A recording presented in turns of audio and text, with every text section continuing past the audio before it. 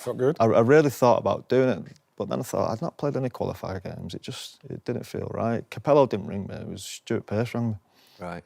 And Capello had a great reputation at the time, and I thought, fucking hell, if Capello, it might have been different, I might have gone and met him or something. I'm not saying Stuart Pearce, it was because it was Stuart Pearce, it clearly wasn't, but I just didn't think it was the right thing to do.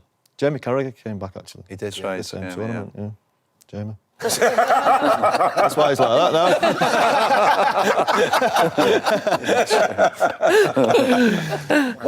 At pace. You know, at pace, it just Forward felt pass. relentless. I don't remember every time where you're going, we're keeping at the back. Because if someone then took 5-6 passes at the back, you'd be going, get it forward. Get it forward. I just didn't play very well for England when I played in that position. Maybe it's a different reason, I don't know, but I just wasn't very good there. When I did it for United, I felt comfortable. And I don't know why. I did it on the right a couple of times. Do you remember? I did it on the right hand side. For United or England? For United as well. I just felt... That was a bit harder. Yeah. Because obviously on the left side, you'd be cutting in on your right, you mean? Yeah, it's perfect. If I had Scholes in front of me, I just knew it wouldn't work. Yeah, I did, yeah. I just knew we were both blocking each other off because I couldn't pass it to him and then get round him. There was nothing there. You just knew it was going to be a bit of a... chaos, yeah. Glenn Otter would have found a position for it. We'll get back to Scholesy in just a quick second, but remember, if you like this video, please like, share and subscribe, and don't forget to click the notification button so that you know when the next Big D video hits. And as ever, if there's something on your mind, if something is bubbling up inside of you that you need to express, please express it in the comments. The Big D reads all of the comments, and he's always interested in what is on your mind. Anyway, I really, really, really like this little clip. It's Paul Scholes actually talking about something interesting for a change instead of moaning about something. He talks about his time with England, his international retirement as well. He talks about, where he would have played in hindsight if he was in charge of picking him, Gerrard or Lampard. And he also talks about his favourite striker that he used to love to play with. Is it Ronaldo? Is it Rooney? Is it Cantona? Is it Mark Hughes? Remember him? Or is it someone else? Anyway, stick around for after the clip because the Big D is going to dissect what Paul had to say. Here he is. Paul, when you played left wing for England, how did you actually feel being out there? And now would probably see if it was like a centre midfielder playing out on the left, that'd come inside. Was it a left or Jill? Was it it's not a wide left? Well, that's what I'm saying. Was it? Inside, Was It was inside because I remember Yeah. the debut was in Italy. Remember we played Italy in France. Yeah. Using the centre. The thing is, I remember because you set that. I played the ball for you. You played the ball through to me. I remember I played the ball through to you too. Yeah. As well. Thank you. So No, I don't remember that one. No, but you know what was good about it? I was thinking, I generally thought, because obviously it was a tournoi, I think I was on the bench and that, and you needed. And my game was trying to get beyond them. Trying to get beyond them. That was perfect for me. Honestly, and that's the thing. I'm thinking, fucking Scholes, he's in. That's it. Because he done it in Italy. Bam, brought it down. Boom, backspin. Bam, scored. And I'm thinking, yes, here we go.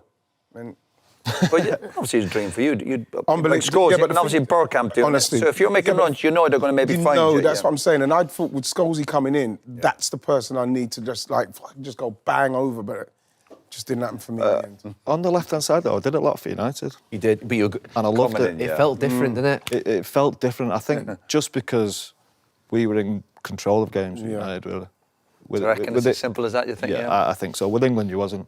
And also in that left-hand channel, you do have to run back, don't you? You're right back at the time. You're the one who's, as I say, with United, we I weren't possession. athletic. Yeah. With United, that's what I mean. You're in total control of games. And when you play that left-hand side, in that little hole there, Eric, I did it a lot for the A-team, didn't I? If you remember. Scored loads of goals. Did we have loads of possession all the time? Do you reckon? But we had possession. Were we obsessed with possession? No. It wasn't 30-degree heat where you're having to trap back. But you felt in control of games, though, didn't you? Do you reckon, Scholes? Of course you were. I thought all seemed a bit mad every week. I thought it was just chaos. It felt relentless playing against it. Seemed to me, didn't it? Yeah. No. It was when we played against it. It felt like you had the ball, and it was at pace as well. It was like wham, wham, wham. Yeah, at pace. At pace, it just Forward felt pass. relentless. I don't remember every time where you're going, we're keeping at the back. Because if someone then took 5-6 passes at the back, you'd be going, get it forward. Get it forward. I just didn't play very well for England when I played in that position. Maybe it's a different reason, I don't know, but I just wasn't very good there. When I did it for United, I felt comfortable. And I don't know why. I did it on the right a couple of times. Do you remember? They're on the right hand side. For United or England? For United as well. It just felt... That was a bit harder. Yeah. Because obviously on the left side you'd be cutting in on your right, you mean? Yeah, it's perfect. If I had Scholes in front of me, I just knew it wouldn't work. Yeah, I did, yeah. I just knew we were both blocking each other off because I couldn't pass it to him and then get round him. There was nothing there. You just knew it was going to be a bit of a... Chaos, yeah. Glenn Hoddle would have found a position for it. Glenn Hoddle did find a position for Glenn it Hoddle would have done it. Just quickly on that, I'm definitely going to go down the Lampard, Gerrard, Scholes route because it's been done a million times. No, it's not been spoke about. But do you know when you think about Sven's conundrum and you think about that conundrum that he had, because he had Bex obviously for the right, he had you, Frank and Stephen. What would you like to think now that would have happened in that period? Where would you have dropped yourself? Would you have picked yourself? Would you have played with Frank? Would you have played with Stephen? Would you have basically played three in midfield? What would you have done? Because I don't know if I've ever asked you that. It's hypothetical. Let's be clear. I think it's hard to answer. Did you feel let down by the fact? I mean, look, Scholesy, I remember you coming to see me. No, I let myself down. No, I remember you coming to see me. What do you mean? Playing badly. But right, he did after the Portugal game where we got knocked out. I remember coming to see me that morning. He said, "I'm done." I went, "What do you mean? We're going home now. We're out at the top." No, I'm done. He said, "I'm going to go and see Sven." I went, "No, just have a think about it. Have 3 or 4 weeks off." And no, I'm done. And he went and told Sven then that was Marinakis. Is it? 20 minutes after the game. Scholesy, did you just have them in that moment? I just felt so uncomfortable. I was playing so badly. It's not bad.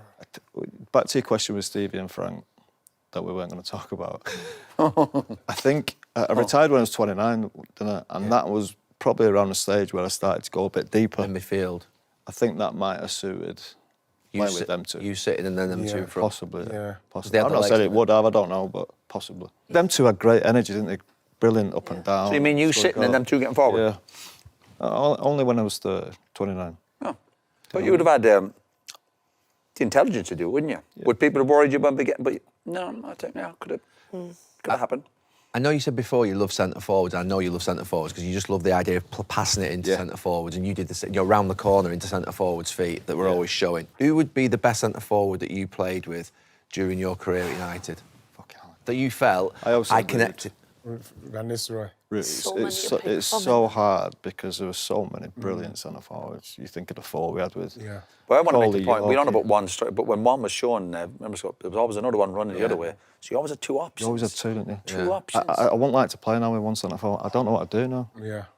We did it at a time. Well, when I played with Ruud, I played one season as a number 10 with Ruud. Yeah. Really, and I absolutely love that.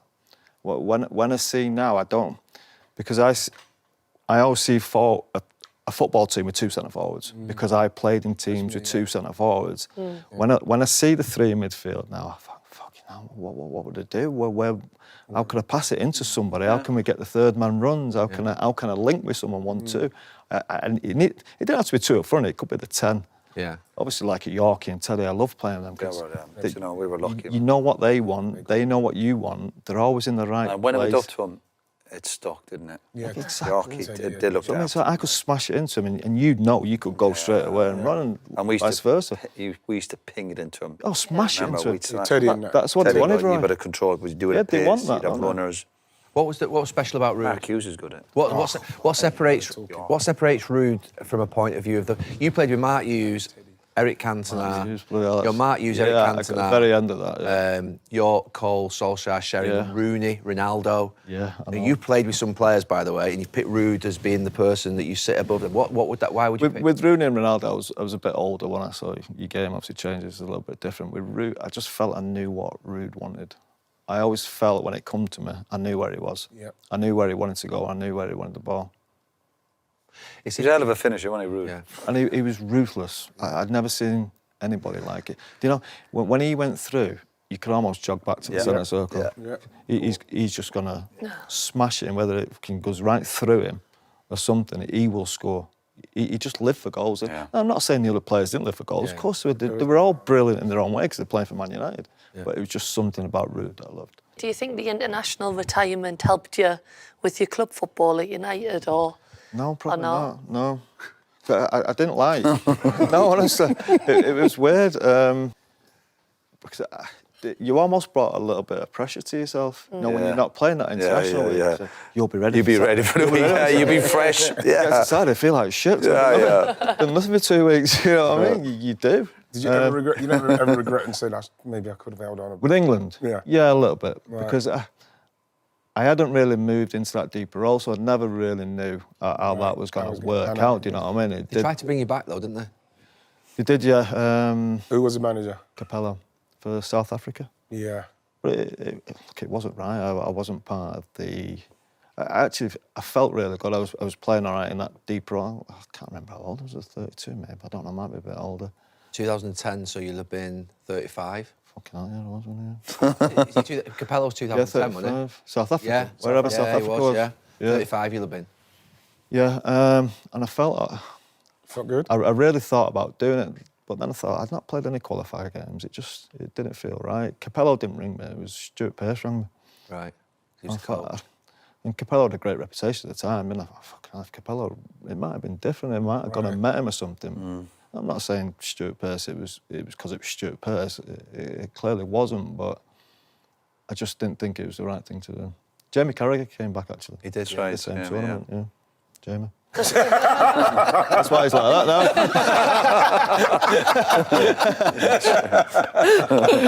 now. What was your relationship? Yeah, I mean, hindsight's a funny thing, isn't it? Because especially in today's more technical game and system-driven game, it's really easy to slot in someone like Paul Scholes. And plus also, Paul Scholes would be considered... I mean, he was considered one of the best players in the world back then, but he didn't really have the same esteem as he would have got if he played now. I genuinely believe if Paul Scholes played today, he would be a Ballon d'Or contender every single season, because I mean, when players like Rodri are getting Ballon d'Ors, and when players like Xavi and Iniesta were getting nominated for Ballon d'Ors just a generation ago, Paul Scholes would very easily slot into a Pep Guardiola team right now. He'd slot into a Ruben Amorim team, no problem at all. And dare I say, he would be perfect in an Ancelotti or a Klopp team. Absolutely no problem at all. But he just suits that sort of possession-based tactical systems that we are used to in today's game. And I've done a few videos about this particular subject myself. Gerrard, Scholes, Lampard, how do you fit them into that team back then? I mean, there's a few different ways, and none of them needs to be 4-4-2, but it was clear that having a 4, there was a slight imbalance in that team. Now, one way you could do it is you play a diamond. So you play Scholes at the base, you play Lampard on the left central midfield, you play Owen Hargreaves on the right of central midfield, and then you play Gerrard in a free role with Rooney and Owen up front, and you drop Beckham from midfield, but you play him at right wing back or right back even. It would have been better than Danny Mills. So you could have had Ashley Cole on the left, David Beckham on the right. He had the lungs for it, and he used to play wing back for Glenn Hoddle as well when Glenn Hoddle was England manager. And then you have Terry and Ferdinand in defence. That is absolutely no problem at all. You could even switch Hargreaves and Scholes and put Scholes on the right side of central midfield alongside Lampard, and put Hargreaves as the destroyer in front of the back four. They could even alternate as well. That wouldn't be a problem either. You could play 4-1-2-2-1. You could have Rooney as the lone striker. You could have, you could have Michael Carrick at the base, dictating things with Scholes and Lampard or Gerrard there. As 2 number 10s perhaps, with Beckham on the right. You probably still need to drop someone, but that's an option as well. There's lots of different ways that you could have slotted those players into that system, no problem at all. But unfortunately, I don't know how Sven-Göran Eriksson, God rest his soul, didn't figure it out. But I personally like the diamond formation. A bit like how AC Milan used to play. So it's the Ancelotti way, so to speak. Now, if you remember, when AC Milan were awesome, the last time they were awesome anyway, you had Pirlo at the base, you had two central midfielders in Seedorf and Gattuso, and then you had Kaká in the free role with, say, Gilardino and Filippo Inzaghi as the two strikers. Same system, you just have Lampard in the Seedorf role, you have Hargreaves in the Gattuso role, you have Scholes in the Pirlo role, and you have Gerrard in the Kaká role. I mean, that's absolutely fantastic, with Rooney in the Gilardino role, and say Defoe as the Pippo Inzaghi role. I mean, tactics, it's these little nuances that get teams to win trophies, but unfortunately we weren't able to do that with England.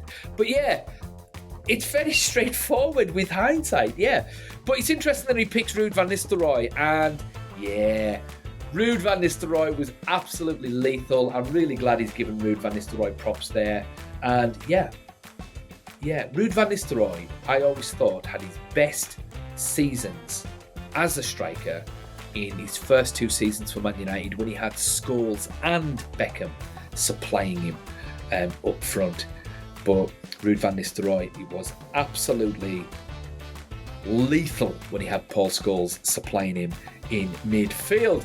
But yeah, Scholes' international retirement. See, that's the thing with Fabio Capello. If you wanted him that bad, you should have just rang him. But the thing is, I look back again with hindsight on the Capello situation in the 2010 World Cup. I remember that.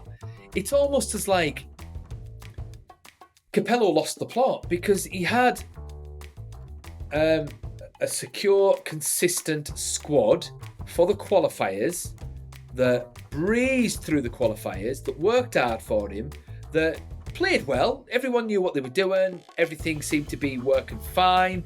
And then all of a sudden, for the World Cup, tries bringing back all these players from international retirement. It's just, I mean, what kind of message does that send to the rest of the squad? And ultimately, it just kind of, well, helped put people's nose out of joint. And then things just went downhill after that. But hey ho, what do you guys think? How would you have fit Scholes, Lampard and Gerrard in that England team back in the day? Who do you think was Paul Scholes' best striker that he used to supply for Manchester United? Thoughts in the comments, and the Big D will see you in the next one.